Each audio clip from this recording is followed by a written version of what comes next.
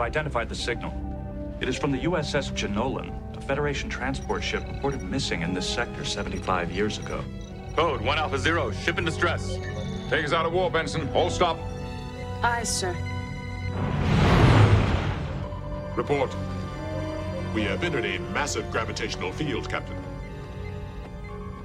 There are no stars or other stellar bodies listed on our navigational charts. However, sensors indicate the presence of an extremely strong gravitational source in this vicinity. Can you localize the source of the gravitational field? Sensors? I am having difficulty scanning the object. It appears to be approximately 200 million kilometers in diameter. That's nearly as large as the Earth's orbit around the sun. Why didn't we detect this before now? The object's enormous mass is causing a great deal of gravimetric interference. That might have prevented our sensors from detecting it before we dropped out of warp. Mr. Data, could this be a Dyson sphere? The object does fit the general parameters of Dyson's theory. A Dyson sphere. It's a very old theory, number one. I'm not surprised that you haven't heard of it.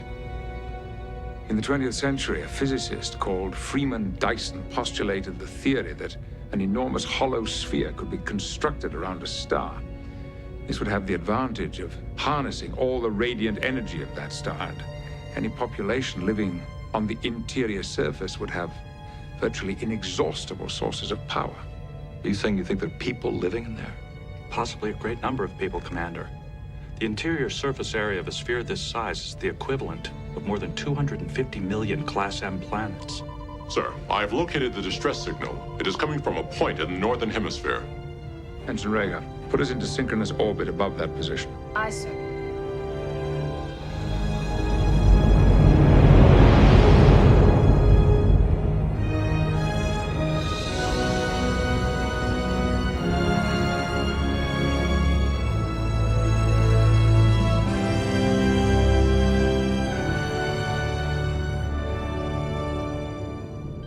I have located the Jenolan, sir.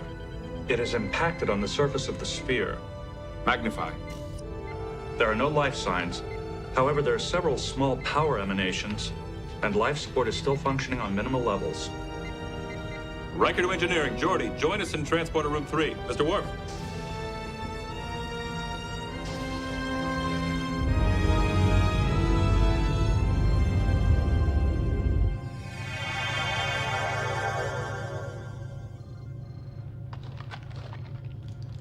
This air's pretty stale.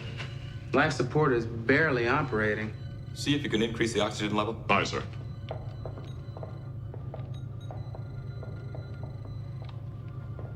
Commander, the transporter is still online.